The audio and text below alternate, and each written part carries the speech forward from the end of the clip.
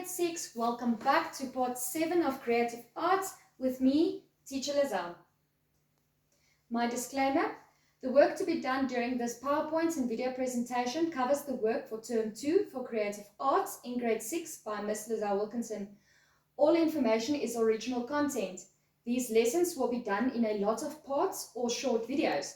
All of the YouTube videos that I refer to in this PowerPoint video that I have created for you has been set up on a separate list that I have sent to your parents and or caregivers. Please go and watch these videos as you then will understand the work that I'm explaining better. I can unfortunately not put the videos in this PowerPoint video due to copyright. I did put the links for any videos in the description box below. I am the HOD of Arts and Culture at VTA School. If you have any questions, please ask your parent and or caregiver to send me an email on teacherlizelle@gmail.com. So without further ado, let's start. So we're going to look today at types of balance in art.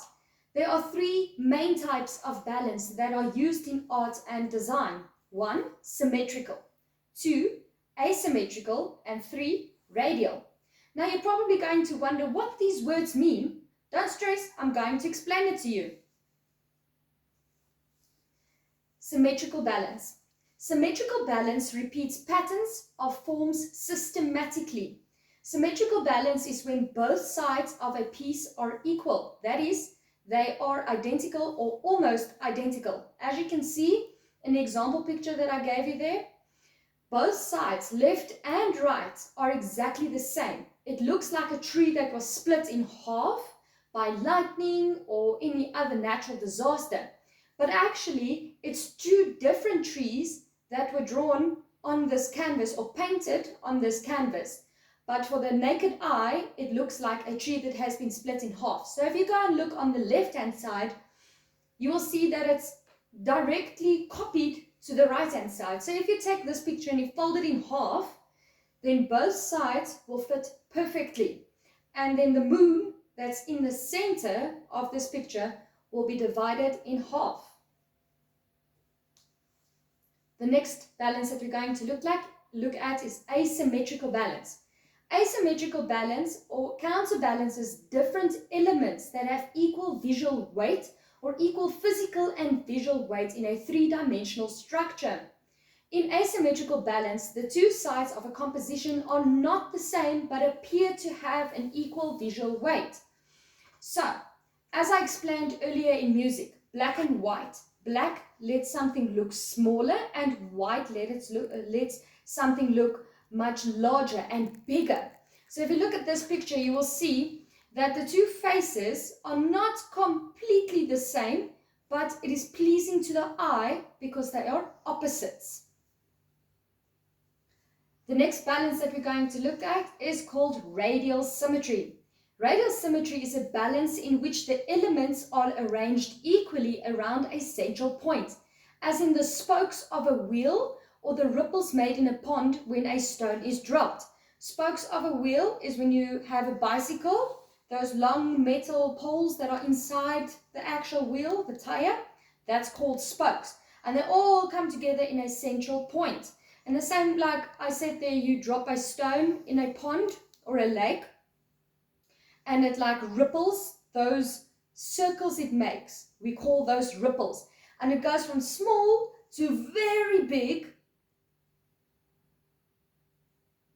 Radial symmetry has a strong focal point. Radial symmetry is often seen in nature, as in the petals of a tulip, the seeds of a dandelion, or in certain marine life, such as a jellyfish. There's one specific point, and all of the art and the picture around it actually, like, it looks like it's exploded, like little parts making one big whole. So when you look at this picture of a mandala, it's called a relief mandala. We will learn about relief mandalas later on during the term. And we're going to design our own mandala as well. You will see that you have one center point and everything evolves around that. Like if you look at this picture, you actually see the black dot first, and then you see how this flower actually grows to where it is now. Okay, now we're going to move on to how the elements of art influences balance. When creating an artwork, artists keep in mind that certain elements and characteristics have greater visual weight than others. In general, the following guidelines apply. Although each composition is different and the elements within a composition always behave in relation to the other elements. So, they use different elements like we've learned in the previous videos, those 7 elements of art, and they all fit together and form a perfect picture. And that brings us to the end of this topic. I hope you've learned a lot in art and in music. The next topic which we will be discussing is color in art, also an art element. Please remember to subscribe to our YouTube channel, like our YouTube videos, and like our Facebook page to get updates on everything that's going on at school.